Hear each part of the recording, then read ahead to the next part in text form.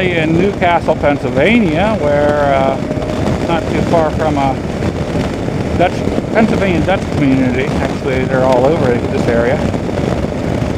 And figured I'd do a ride. I'm riding down to see another aunt on my father's side today. I haven't seen her for 2-3 years. But I'd go ahead, and I figured go ahead and put this guy in the helmet, and I'll tell you a little story. Actually, I got 2 small ones.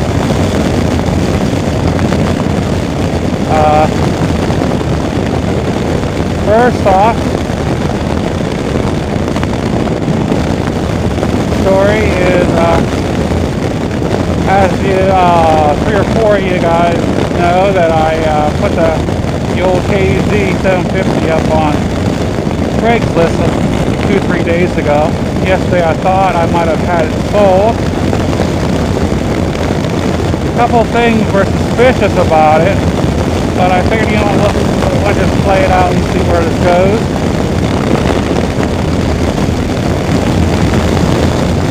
I went along with it a little bit. The person sent me an email asking me if the bike's worth it, and I just outright told him I know what frame.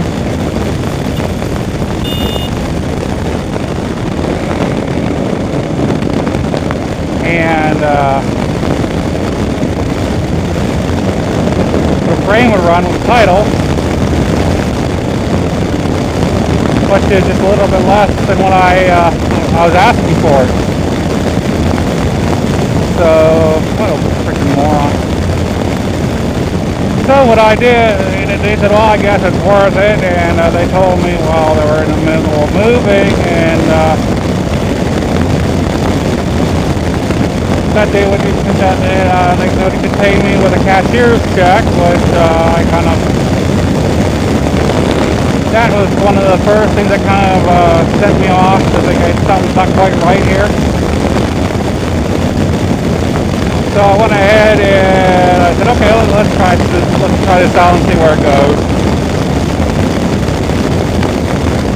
They asked me to remove the ad from Craigslist, but I figured, oh, what the heck, I'll do it for 1 day. It ain't gonna really hurt me too much. So I removed it, and they said they'll have somebody come pick it up whenever I get paid, whenever I get the money on the cashier's check. Like, okay, whatever. I mean, to each his own, in my eyes. So I went ahead and sat there and waited on it, and this morning I got an email.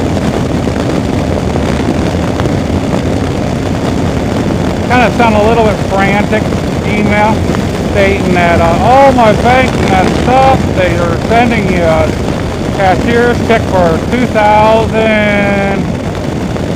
I think $800 and some dollars, something like that. And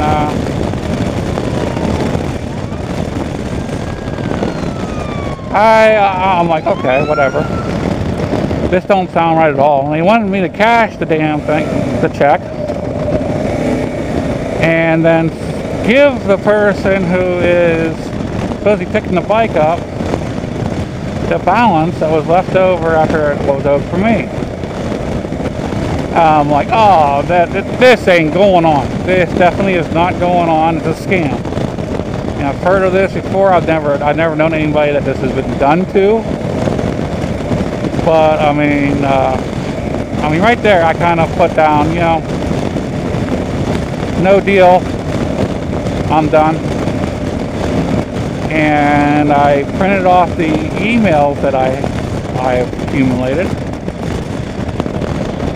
And they're date stamped and everything, and I figured I'd save them, and if I do happen to get something in the mail, it looks like a cashier's check, I'm going to just take it down to my local police department and drop it off and let them deal with it. I'm not dealing with it. But that was just a little thing that happened to me today, and so so it was no harm, no foul in a way. I just put the KZ back up on Craigslist, up on the block, as I would say. And then I put down cash only. I mean,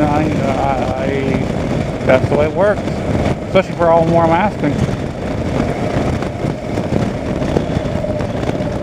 So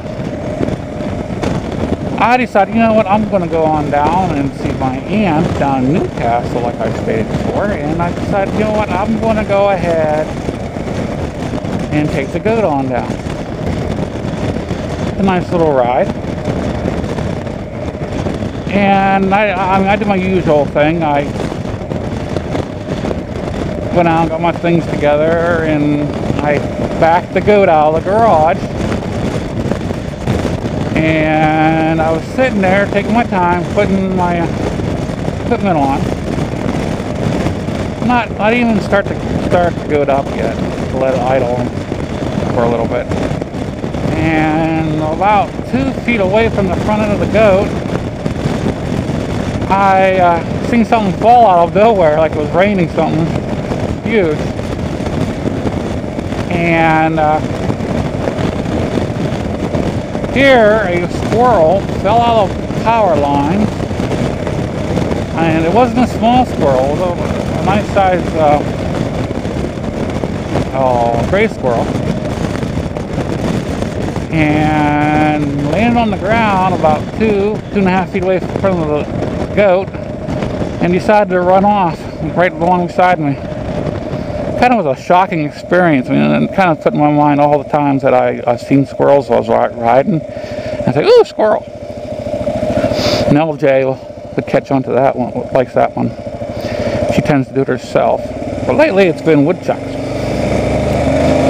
How much wood can a woodchuck wood? I don't know. But yeah, that was my experience for today. But I'm on the lookout, or I'll be on the lookout whenever I head back home, for Dutch buggies. Yeah, I got a special friend out there that he wants to get a shot of a Dutch buggy. He asked me to. So on the way home, I'll be making a slight detour just to show you guys if I can find a Dutch buggy. Which they're all in parts of Pennsylvania. I mean, if you can throw a stick and hit a Dutch buggy. It's just that way.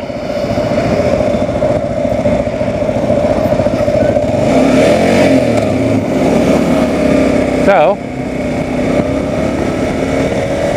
we're almost to Newcastle.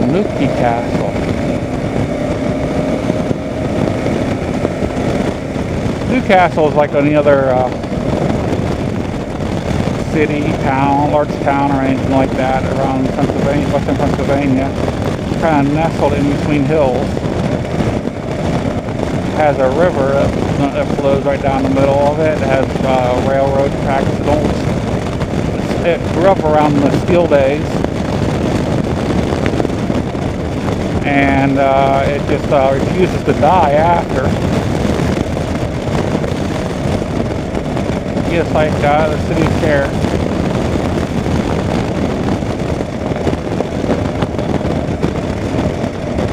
It still gets a lot of business from small businesses. Still got the little box stores, but I mean, my sister actually has a massage therapy office down in Newcastle, and she does pretty decent. I mean, she's not getting rich off of it, but she's surviving.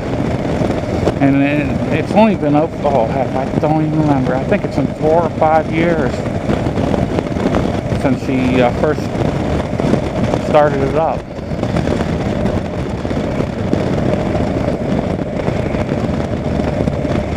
Which is, I mean, it's incredible. It's making money enough for her to survive off of too, because I mean, a small business, first, with 4 or 5 years, new businesses that are small like that tend to collapse.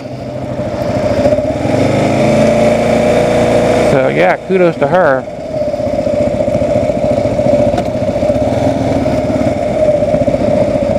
Kudos to her. But I think I'm going to call this short video a wrap. And say I'll meet you guys some other time. And this is MuzzleMike signing out.